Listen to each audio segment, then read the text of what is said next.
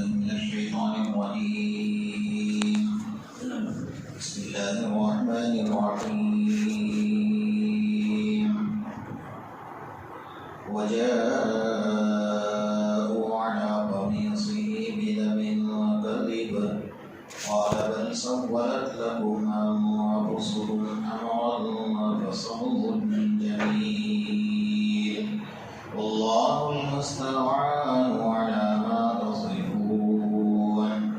وجاءت سيارة فأرسلوا واردهم فأدلى دلوا قال يا بشرى هذا غلام وأصلوه بضاعة والله عليم بما يعملون.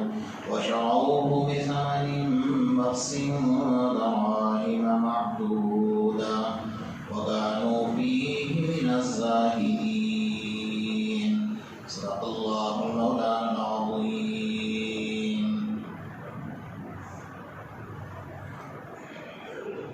جن آیات کی آپ حضرات کے سامنے تلاوت کی گئی ہے سورہ یوسف کی آیات ہیں اور اسی کے اوپر آپ حضرات کے سامنے تفسیر چل رہی تھی.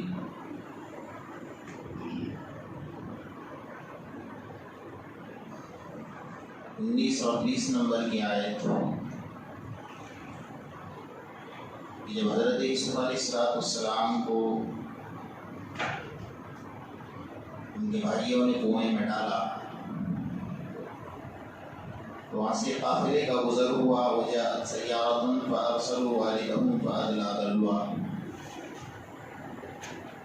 انہیں پانی کی ضرورت محسوس ہوئی تو اس کنویں کے اندر ایک شخص نے ڈول ڈالی. اس ڈول کے اندر بجائے پانی کے حضرت یوسف علیہ السلام اس نے پایا تو بے ساختہ اس کی زبان سے جملہ نکلا کہ یا بشرا هذا غلام. تو بہت بڑی بشارت کی بات ہے کہ حسین اور خوبصورت ایک بچہ ہے. وَأَصَرُّوهُ بِضَاعًا. انہوں نے اس کو چھپا کر رکھا. اس زمانے میں غلام کی خرید و فروخت ہوا کرتی تھی. انہوں نے اس کو سامان قیمتی سامان سمجھ کر سنبھال کر رکھا, اس کو چھپایا. جیسے بھائیوں کو پتہ چلا کہ بھائی یوسف ان کے ہاتھ لگ گیا ہے تو کہیں ایسا نہ ہو جائے کہ ان کے ہاتھوں سے چھوٹ جائے اور ہمارے والد کے ہاتھ لگ جائے تو ہمارا سارا کا سارا بنا بنایا پلان ختم ہو جائے گا, سازش ختم ہو جائے گا. اس لیے وہ لوگ فوراً آئے اور آ کر کہا کہ بھائی یہ تو گھوڑا ہے, گھر سے بھاگ آیا ہوا ہے, اس کو سنبھال کر رکھنا, یہ ہمارا بھائی ہے. چنانچہ وشروه بثمن بخس دراهم معدودة. انہوں نے بہت ہی کم قیمت کے اندر ان کا سودا کر لیا.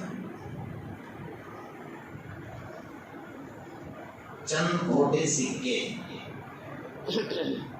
آپ سمجھ سکتے ہیں کہ حضرت یوسف علیہ السلام کے بارے میں ہم سب کے آقا محمد رسول اللہ صلی اللہ تعالی علیہ وسلم کا یہ فرمان ہے کہ میں جب معراج میں گیا اور میری اور انبیاء سے ملاقات ہوئی اور حضرت یوسف علیہ السلام سے ملاقات ہوئی تو میں نے ایک عجیب و غریب منظر دیکھا کہ سارے دنیا کو اللہ نے آدھا حسن و جمال دیا ہے اور صرف حضرت یوسف علیہ السلام کو آدھا حسن و جمال دیا. آپ سمجھ سکتے ہیں کہ ساری دنیا میں جتنے پرندے ہیں, چرند ہیں, سمندر کی مچھلیاں ہیں, ہواؤں کے پرندے ہیں, انسان ہیں, ان سب کی خوبصورتی میں آدھی خوبصورتی صرف حضرت یوسف علیہ السلام کے پاس ہے اور ساری دنیا کے پاس آدھی خوبصورتی. تو کتنا حسن و جمال ہوگا. لیکن دنیا میں سمجھنے کی بات یہ ہے کہ اس حسن و جمال کی قیمت کیا لگائی جا رہی ہے. وشروه بثمن بخس دراهم معدودة. چند کھوٹے سکے. اللہ والوں نے لکھا ہے کہ دنیا کے پیچھے دوڑنے والوں, دنیا کے پیچھے بھاگنے والوں, حسن و جمال اور خوبصورتی کے پیچھے بھاگنے والوں, دنیا کے اندر خوبصورتی کی قیمت کیا ہے وہ تو دیکھو. لیکن جب ہم حضرت یوسف علیہ السلام کے حسن و جمال کا موازنہ کرتے ہیں اور ہم سب کے آقا محمد رسول اللہ صلی اللہ علیہ وسلم کے حسن و جمال کا موازنہ کرتے ہیں، حضرت عائشہ رضی اللہ تعالیٰ عنہ فرماتی کہ مجھے جب اندھیری رات میں میرے گھر میں چراغ میں تیل نہیں ہوا کرتا اور سوئی کے اندر دھاگا ڈالنے کی ضرورت محسوس ہوتی تو میں اس سوئی کو اور دھاگے کو آقا نامدار محمد رسول اللہ صلی اللہ علیہ وسلم کے چہرے انور کے قریب کرتی اور بالکل سوئی کے اندر آسانی کے ساتھ دھاگا پرو لیا کرتی تھی۔ یہ میرے آقا کا حسن و جمال ہے۔ لیکن ہم اندرونی طور پر دیکھنے جاتے ہیں، آگے چل کر بات آئے گی آپ حضرات کے سامنے۔ حضرت یوسف علیہ السلام کے حسن و جمال کو دیکھ کر فَبُهِتَ الَّذِي وہاں کی جو عورتیں تھیں انہوں نے ان کے ہاتھ میں جب زلیخا نے پھل دے دیے اور حضرت یوسف علیہ السلام کو دروازہ کھول کر جب بلایا تو حسن و جمال کو دیکھ کر ہکی پکی رہ گئی اور پھل کاٹتے کاٹتے اپنی انگلیاں کاٹ دی، انہیں پتہ ہی نہیں چلا کہ ہماری انگلیاں کٹ گئی۔ لیکن ہم موازنہ کرتے ہیں ہم سب کے آقا محمد رسول اللہ صلی اللہ علیہ وسلم کا، تو آپ کو یہ پتہ چلے گا کہ حضرت یوسف علیہ السلام کے حسن و جمال کو دیکھ کر انہوں نے انگلیاں تو کاٹی لیکن ایمان نہیں لائی، اور میرے آقا کے حسن و جمال کو جس نے دیکھا انہوں نے پہلے ایمان لائے اور اس کے بعد اپنی گردنیں کٹوائی۔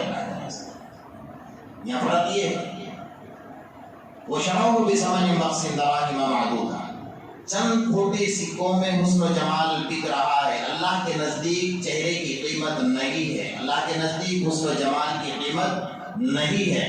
اگر حسن و جمال کی قیمت اللہ کے نظر میں ہوتی نا تو حضرت بلال جو سب سے زیادہ کالے کلوٹے تھے، حبش کے رہنے والے تھے، حضرت بلال خود فرماتے کہ اگر اللہ نے اپنے علاوہ کسی اور کے ہاتھ میں ہدایت کو رکھا ہوتا تو بلال تجھے کوئی ہدایت نہیں دے سکتا تھا، اس لیے کہ تو دنیا کا سب سے کالا کلوٹا انسان ہے، تیرے چہرے کا ٹھکانہ نہیں، تیرے بدن کا ٹھکانہ نہیں۔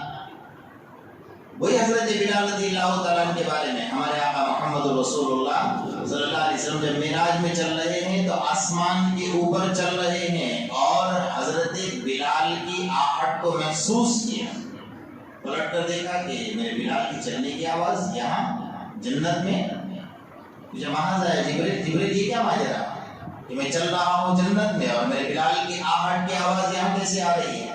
فرمایا اللہ کے نزدیک بلال کا مرتبہ یہ ہے کہ بلال زمین پر چلتا ہے، اس کی آہٹ آسمان پر محسوس ہوتی ہے، یہ بلال ہے۔ لیکن اللہ کے رسول نے ساتھ میں یہ بھی فرمایا وَالْمُؤَذِّنُونَ أَطْوَلُ النَّاسِ أَعْنَاقًا يَوْمَ الْقِيَامَةِ، فرمایا نعم المرء بلال، مردوں میں بہترین مرد میرا بلال ہے۔ والمؤذنون اطول الناس اعناقا یوم القیامہ، قیامت میں مؤذنوں کی گردنیں اونچی ہوگی تو میرا بلال آگے چلے گا اور قیامت تک سارے مؤذن میرے بلال کے پیچھے چلیں گے، میرا بلال سارے مؤذنوں کا سردار ہوگا۔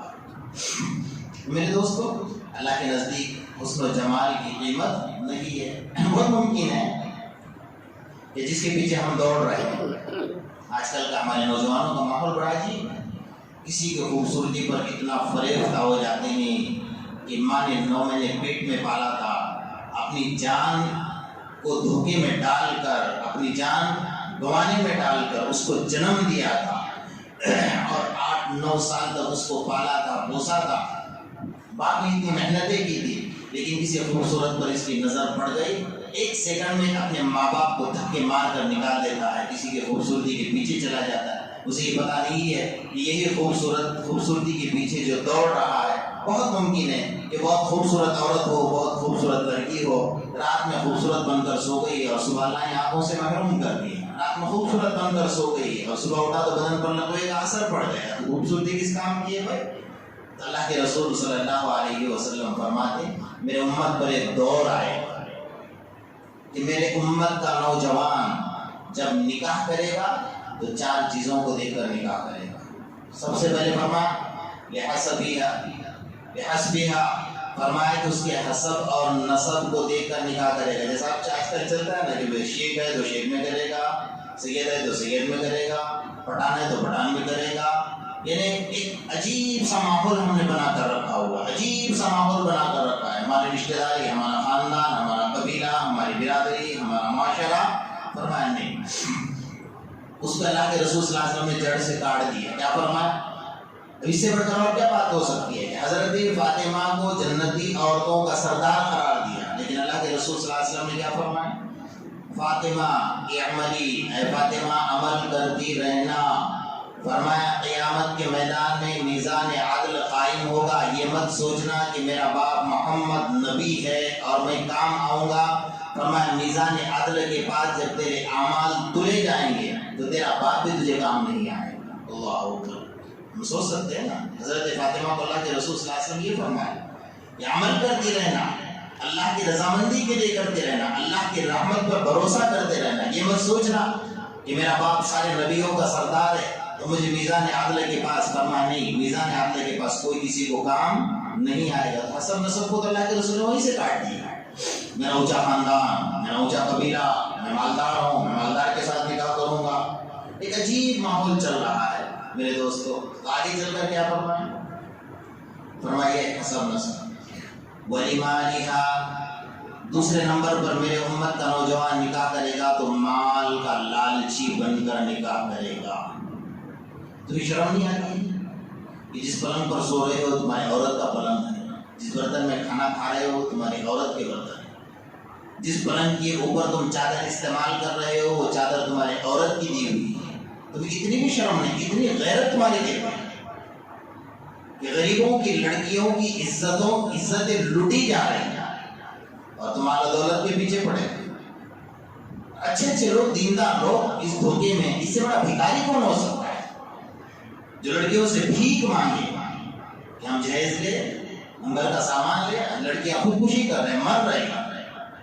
جو عزت والی ہے وہ خودکشی کر کے مر جاتی ہے، اور جو بے عزت ہے وہ اپنی عزت کا سودا کر رہے ہیں بازار میں۔ اس کا گناہ کس کے سر پر ہوگا؟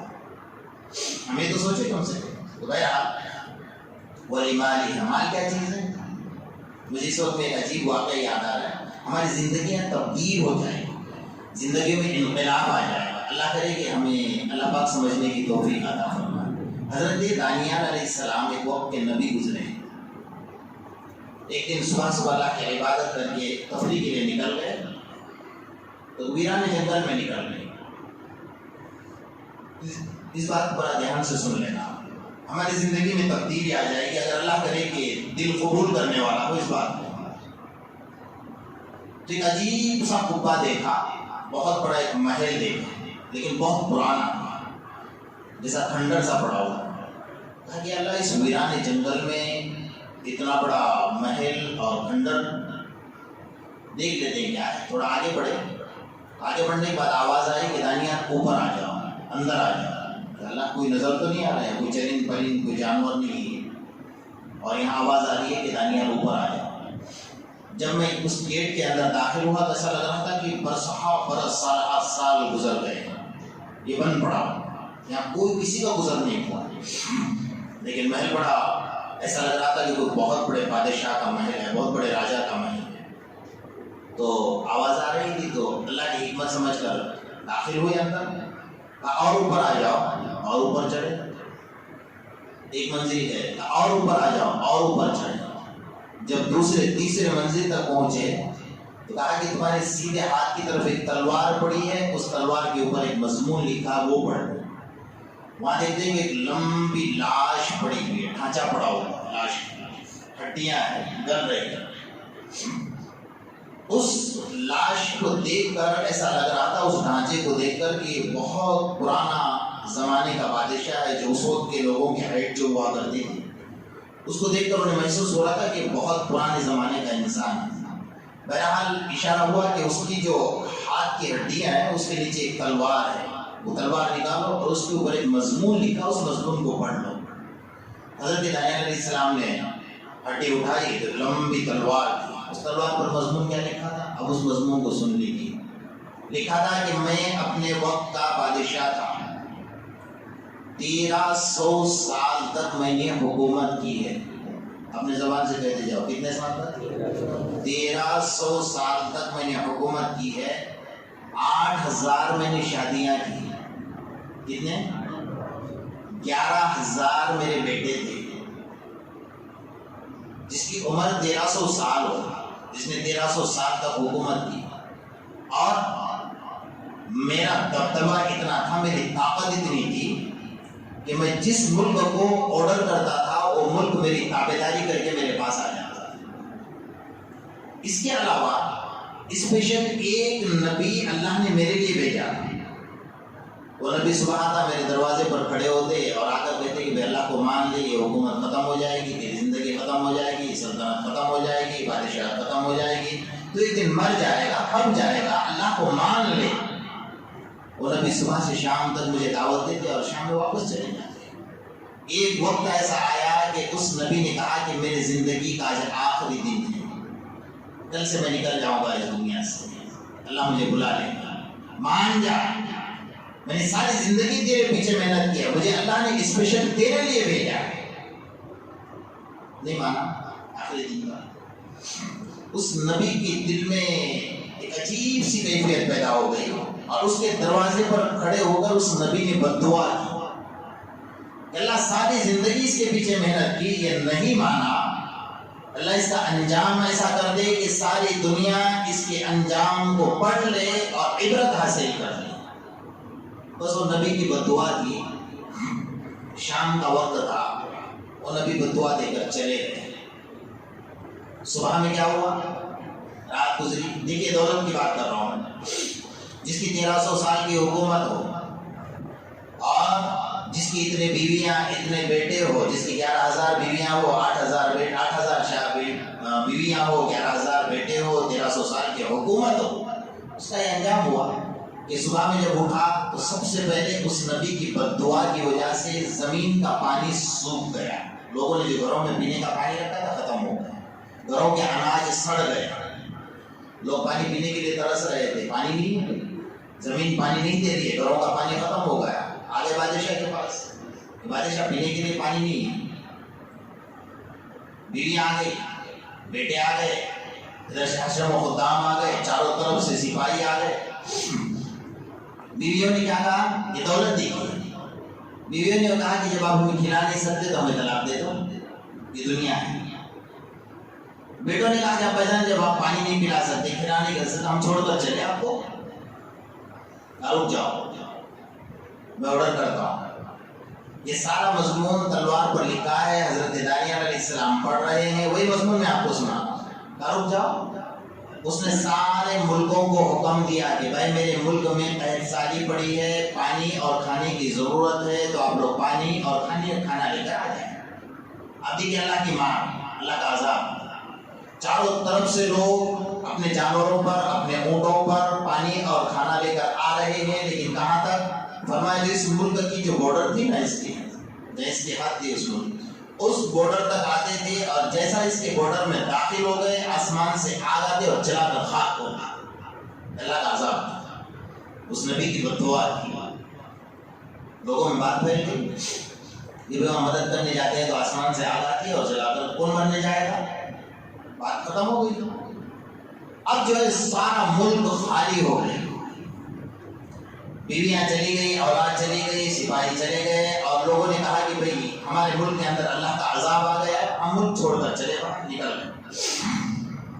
ایک بادشاہ ظالم ہوتا ہے, اس کی سزا عوام کو بھی ملتی ہے, اور عوام جب اللہ کو چھوڑ کر اللہ کے احکام کا مقابلہ کرتی ہے اور اللہ کی نافرمانی پر اتر, ایسا ظالم بادشاہ بھی اللہ سر پر مسلط کر دیتا ہے. دونوں طرف کی بات ہے. اعمالکم اعمالکم, جیسے تمہارے اعمال ہوں گے ویسے تمہارے سروں پر اللہ بادشاہ کو مسلط کر دے. اب معاملہ ٹیڑھا ہو گیا. بادشاہ اس تلوار پر لکھ رہا ہے آخری مضمون کے 3 دن 3 رات گزر گئے, مجھے کھانے کے لیے نہ کھانا ملا نہ پانی ملا.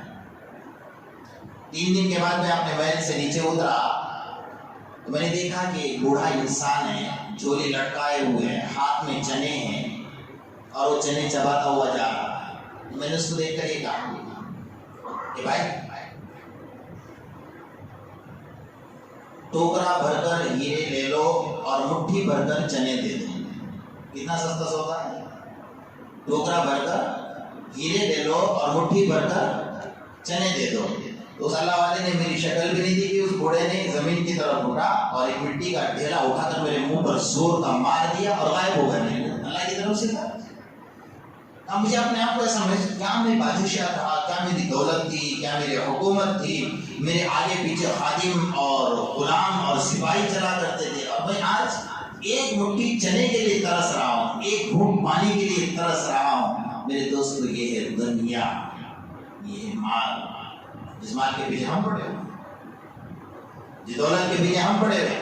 میرے آقا محمد رسول اللہ صلی اللہ علیہ وسلم نے فرمایا کہ میرا نوجوان، میرے امت کا نوجوان ایسا ہوگا کہ وقت آئے گا کہ وہ مال اور دولت کو دیکھ کر نکاح کرے گا، بھکاری بناؤ۔ دنیا ہے، خوبصورتی کو دیکھ کر نکاح کر رہا ہے، دولت کو دیکھ کر نکاح کر رہا ہے، حسب نسب کو دیکھ کر نکاح کر رہا ہے۔ اور تیسرے نمبر پر اللہ کے رسول صلی اللہ علیہ وسلم فرماتے ہیں کہ وَلِجَمَالِهَا، خوبصورتی کو دیکھ کر نکاح کرے گا۔ وہ ساری دنیا اسی کے پیچھے پڑی ہوئی ہے، چاہے اندر سے کردار کا کتنا گندا انسانوں نہیں دیکھا جاتا، اوپر سے خوبصورتی دیکھی جاتی ہے، حسن و جمال دیکھا جاتا ہے۔ حسن و جمال کی قیمت اللہ کی نظر میں، دنیا کے حسن و جمال کی قیمت اللہ کی نظر میں کیا ہے؟ کچھ بھی نہیں میرے دوست۔ بہرحال اس پر میں گفتگو کروں گا، اللہ زندگی باقی رکھے گا تو انشاءاللہ تعالیٰ آپ کے سامنے یہ بات ضرور یاد ہے۔ دولت اندھی ہے، انما اموالکم و اولادکم فتنہ، فرمایا تمہارا مال، تمہاری اولاد اگر غلط استعمال ہے تمہارے لیے فتنہ ہے، دنیا میں بھی فتنہ ہے، آخرت کے لیے بھی فتنہ ہے، تمہارے آخرت کے لیے آزمائش ہے، دنیا کے لیے بھی آزمائش ہے۔ ایک بادشاہ تھا تیمور لنگ، فارسی میں لنگ جو ہوتا ہے لنگڑے کو کہا کرتے ہیں، اس کا پاؤں سے لنگڑا تھا، تو ایک نابینا انسان اس کے پاس آیا، تو اس نابینا کا جو نام تھا نا، اس کا نام تھا دولت خان، جو آنکھوں سے نابینا تھا وہ دولت بادشاہ کے دربار میں آیا۔ بہت مزے کی بات ہے، تو بادشاہ کے سامنے آ کر کچھ مانگنے کے لیے آیا، تو بادشاہ نے تمہارا نام کیا ہے؟ ہمارا نام دولت خان۔ تو بادشاہ نے مستی مستی میں کہا کہ بھائی دولت خان کہاں؟ دولت بھی اندھی ہوتی ہے؟ کہاں اندھی ہے، اس لیے تو لنگڑے کے پاس آئی ہوئی ہے، سمجھ رہے ہیں؟ بادشاہ کیا تھا؟ لنگڑا تھا، تو اس نے کہتے کہتے کیا کہتے کہ ہاں اندھی ہے اس لیے تو لنگڑے کے پاس آئی ہوئی ہے، اگر اندھی نہیں ہوتی تو لنگڑے کے پاس تھوڑی آتی۔ ماحول یہی ہے، آج کل اللہ نے تھوڑی سی دولت عطا فرمائی تو ہمارے چلنے کا انداز بدل جاتا ہے، بات کرنے کا انداز بدل جاتا ہے، ہمارے لہجے بدل جاتے ہیں۔ ماشاء اللہ ایسا چلتا ہے نا، اگر دونوں بغل کے اندر بڑے بڑے پھوڑے ہو گئے، ہاتھ لمبا کر چلے گئے، کیوں گئے؟ اسے کیوں نیا مانتا ہے، اس کے باپ کی کمائی ہے، باپ کی کمائی پر آیا ہوا ہے، عجیب سا ماحول بنا ہوا ہے، پتہ نہیں ہم کس کی پوجا کرنے پر تلے ہوئے۔ ہم نے کہا کہ محبت کو ہمارے دل میں بٹھا لیا، اللہ پاک ہمارے نسلوں کی حفاظت فرمائے۔ ماحول بہت دن بدن بگڑتا جا رہا ہے، اور ماحول ہم بگاڑ رہے ہیں۔ ہم اگر ایک راستے پر آ جائے، اللہ تبارک و تعالیٰ کے ماننے پر آ جائے، اللہ کو اپنا معبود مانے، حقیقی معبود وہی ہے، اس کے سوا کوئی نہیں، اللہ کی ماننے پر آ جائے، اللہ کو تو مانا ہے، اللہ کی ماننے پر آ جاؤ۔ اللہ نے مبارک دن عطا فرمائے، اس کی قدر دانی کرو، اس کی ایک لمحے کی قدر کرو۔ سارے گزشتہ ہم نے سزا پائی، ہم مسجدوں سے محروم رہے، ہم باجماعت نمازوں سے محروم رہے، ہم تراویح کی نماز سے محروم رہے، ہم جماعتوں کی نمازوں سے محروم رہے۔ اب اللہ نے موقع دیا ہے تو اس کی قدر ناقدری مت کرو، جب ناقدری کرو گے تو اللہ چھین لے گا ایسا نعمت، قدر کرو گے اللہ اور